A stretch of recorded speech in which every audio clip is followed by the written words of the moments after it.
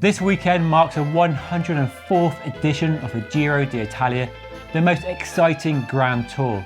3 weeks of racing around Italy, amazing roads, scenery, food, people, and of course, iconic bike brands. So I thought it'd be fun and interesting to look at the 7 Italian bike brands starring in this year's edition of the Giro. And there are of course many more Italian bike brands you can talk about, but these are the ones actually starring in this year's race. And because for many people, Italian bike brands are what cycling is all about. Before we dive in, a quick word from today's sponsor, Saddleback, the UK distributor for SIDI shoes. And these are the new top of the range Shot 2 shoes. The Italian company's finest, highest pedigree road race shoe, which you'll likely see in action in this year's Giro d'Italia. So super stiff, full carbon fibre sole, plenty of adjustment, really nice, supple, well-fitting upper, 2 dials placed on the tongue to spread the pressure evenly across the top of the foot, easy micro adjustment, reflectors on the back, really cool looking shoe, white advert colours are available. I'll put a link to these in the description down below. So let's dive in to the 6 hottest bikes in this year's edition of the Giro d'Italia. And we start this list naturally with the bike that won the race last year, the Pinarello Dogma F12, as ridden by the Ineos Grenadier team and Tao Geoghegan Hart, who won the race last year in spectacular style. The Dogma F12 is the Italian company's go-to race bike. It's the only bike in the range the team use. They don't have a wide range of options, a lightweight bike, an aero bike. They have one bike, which is aero and light-ish. So been around for a few years now and probably due for an update. Hopefully we might see something this year, but I've heard no rumours yet. Let me know if you have seen any down below. So a semi-aero bike, one-piece carbon handlebar and stem with the cables inside, aero seat post as well. And the big detail on this bike are the rim brakes, because this is the O team not to embrace disc brakes yet at the time of making this video. That could all well change in the future, but it will probably change when and if they introduce a Dogma F14 or F15 or whatever the next iteration of the Dogma will be. You can buy a disc brake version of the Dogma F12, but a team don't use it. But with the next version, which hopefully a lot lighter than the current Dogma F12, that may well change. The Dogma F12 is kitted out with a top of the range Shimano Dual Race Di2 electronic shifting group set, 11 speed, but again, there are rumours of a new version, 12 speed possibly, wireless possibly, coming out at some point in the future. The team also, for the most part, uses matching Dual Race carbon fibre wheels with a choice of rim depth and shod with Continental tubular tyres. But we've seen for the last few seasons that the team is using lightweight carbon fibre wheels. So Lightweight is a famous German bike brand, been making the carbon wheels for the last 20 years. And in the last few seasons, Team Ineos have been using them, presumably to get the weight of the bike as low as possible, well down to the UCI 6.8 kilogram weight limit anyway. It's kind of strange seeing these wheels in use, because the last time we saw them in use was back in the Armstrong Ulrich days. So seeing them being used in 2021 is quite a strange sight. So that's an unusual one on their bikes. On to Bianchi, and the oldest bike brand and the most well-known bike brand in the world, now being ridden by the Australian outfit Bike Exchange, who swapped to Bianchi from Scott Bikes last year. And they are, in my opinion, and I know some of you agree, the best looking bikes in the peloton this year, with a really nice celeste to black fade that looks really sharp and modern, and I'd happily buy and own that bike. It looks really good. The team for the most part are using the Specialissima, the lightweight aero all-rounder, which you might have seen on my channel a few weeks ago. First look linked above. I'm currently reviewing the bike and very nice it is indeed. And it's a bike that Simon Yates used to win the Tour of the Alps a few weeks ago, so clearly working for him. That switch from Scott Bikes last year to Bianchi has not done him any harm at all.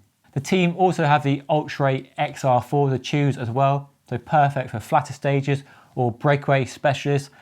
But looking at social media, most of the team seem to be using the Specialissima, but that might change in the race. There's also no news on a new Ultra XR4. They're quite a few years old now, go back to 2016 I think, so definitely due for an update. So all eyes on that bike in the peloton to see if an update is coming. Might be teased in the Giro and then launched at Tour de France. Nobody knows, anybody's guess at the moment. The bikes are equipped with Shimano Dual Race Di2 group sets, so electronic shifting and hydraulic disc brakes, 11 speed, and paired with matching carbon fibre wheels and using Pirelli tyres.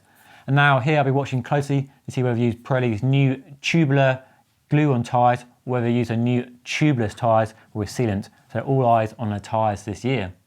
Colnago is arguably the most famous bike brand in the world, and last year won the Tour de France for the very first time in their long history. Now, the team will mostly be using the V3RS, a lightweight semi-aero bike, now in its third generation. That's a bike that won the Tour de France last year with rim brakes. And then there's a C64, your classic looking, traditionally made tube and lug construction frame, which you might have seen in my video linked above if you missed that.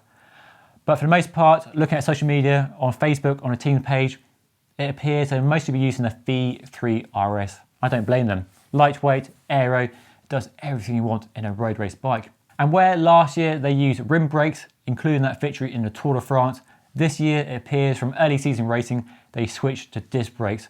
So that's a big shift from rim brakes last year to disc brakes this year. And so far, doesn't appear to be holding them back at all. So group sets for these bikes are Campagnolo's top of the range, very expensive and very sexy Super Record EPS, a 12-speed group set, electronic shifting and hydraulic disc brakes.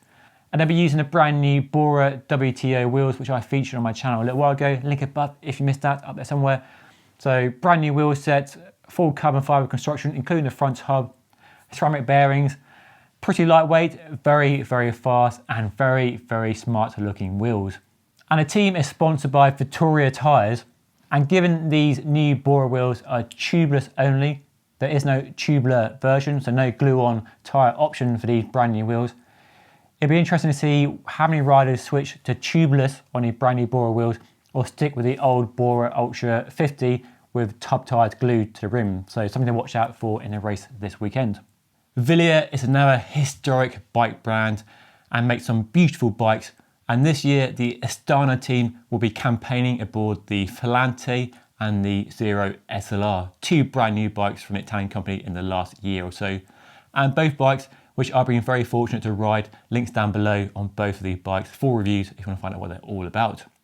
So the team will have the choice of the Zero SLR, which is the lightest bike the company makes, and a natural choice for mountain stages and those big summit finishes in this year's race. And then the Filante, the aero bike for flatter stages and sprinters and breakaway specialists. But for me, it's a Filante SLR all day long.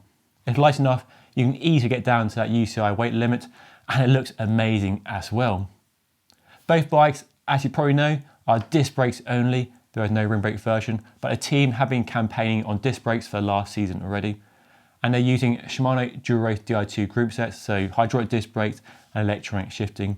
And the caramel wheels they're using aren't the most high profile, but they are very distinctive with a very unique spoke lacing pattern, and also extremely lightweight as well. So definitely worth checking out if you want something a little bit different from all your usual wheel brands in the pro peloton.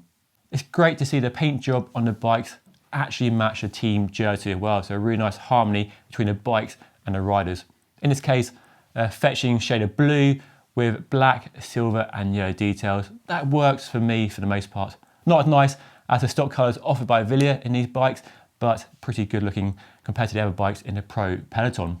The Rosa is another famous and very long running Italian bike brand that during the 1960s and 70s supplied bikes for the Eddy Merckx team, really helping to elevate their profile into the spotlight.